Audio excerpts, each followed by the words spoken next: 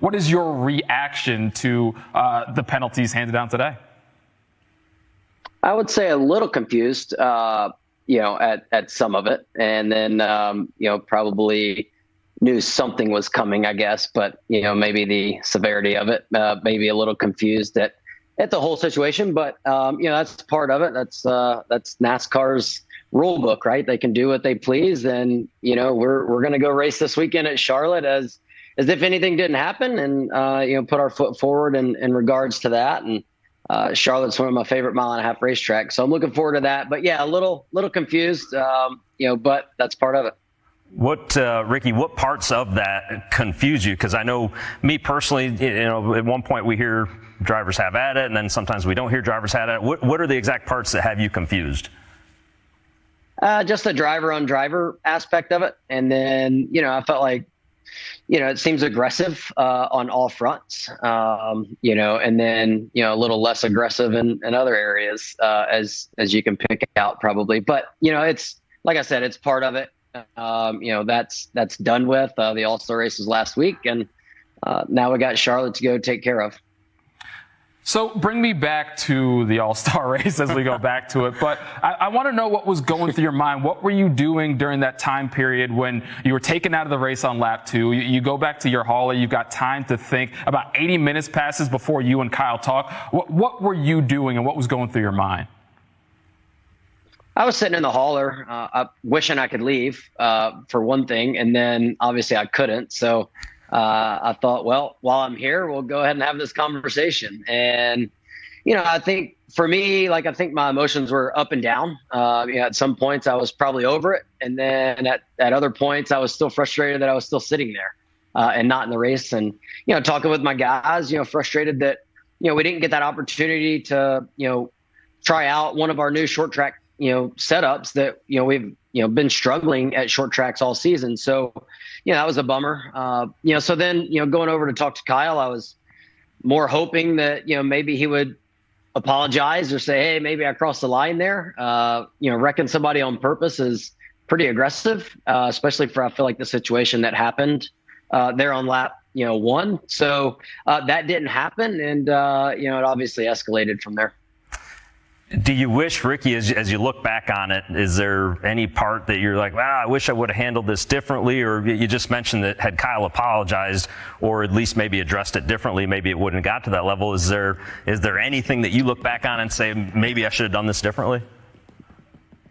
I wish I wouldn't have parked in his pit box. That kind of pissed his crew guys off. And obviously they had nothing to do with it. So, I think, but yeah, look back and say, hey, I wish, I would have done this different, would have done that different. I do know that if there was some sort of sympathy apology, like, hey, I crossed the line, that at 98% sure it wouldn't have got to that point. But, I don't think I really regret it, because I felt like it needed to be done. And a lot of people in the industry and outside the industry, a lot of fans included, agree and feel they got my back, and they keep, posting all of that online. And I don't really have to say a whole lot about, the fines or the situations. I think everybody else is doing it for us. What did you, I want to know, I've been dying to know this. When you climbed up on the pit box, what did you say? Like, if I could have been a fly on the wall anywhere in my life, I wanted to be one right there.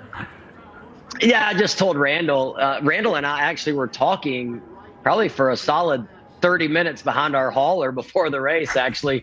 Just talking about the season, talking about Darlington, the week before, and their kind of frustrations of the way they've been running. And, obviously that came to head there. But, no, I got up on the pit box and told Randall, I said, hey, nothing against y'all.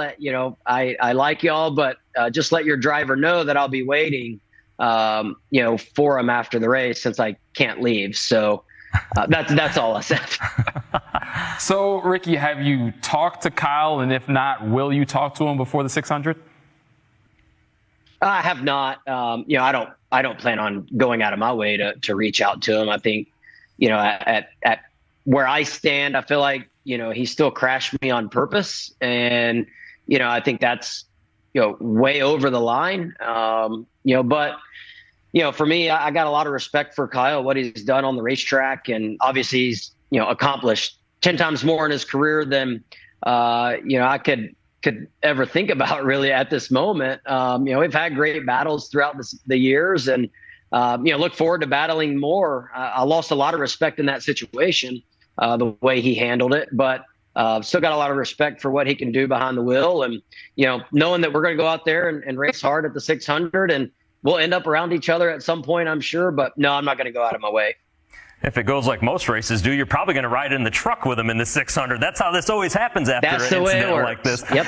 What about Richard Childress? Have you two had any conversations yet, or anybody at RCR for that matter?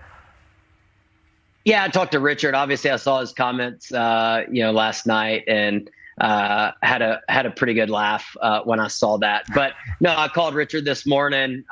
Said, hey, kind of the same thing I told Randall. No loss of respect for that organization and what Richard's done. In the heat of the moment, I told Kyle I'd recommend Charlotte.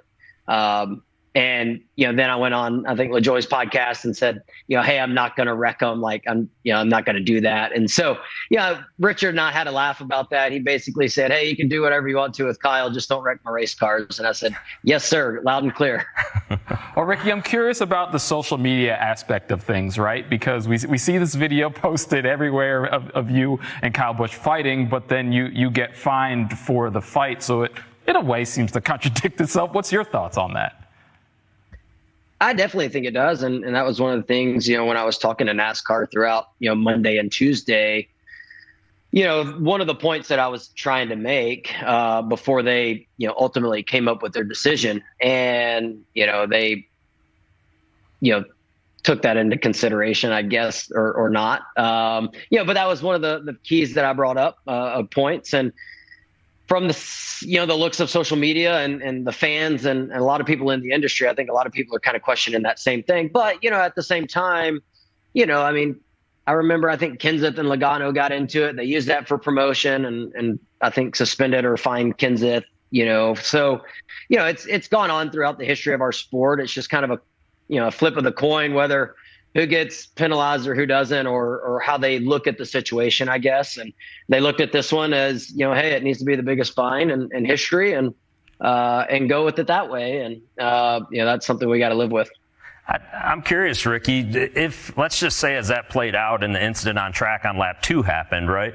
Had there been some sort of on-track penalty for the incident when Kyle got into you, which again, to me appeared like it was intentional, would that have diffused some of the situation too, or would that have changed anything that took place the further on we went in the evening?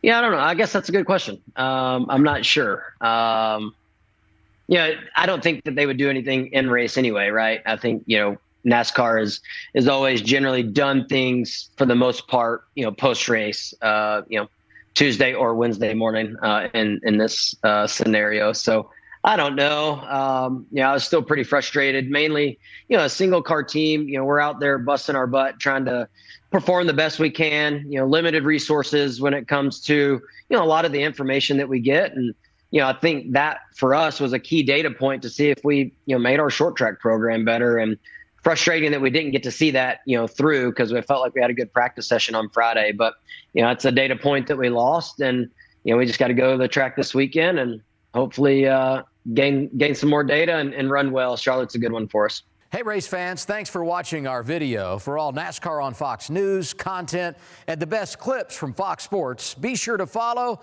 and subscribe to our channel.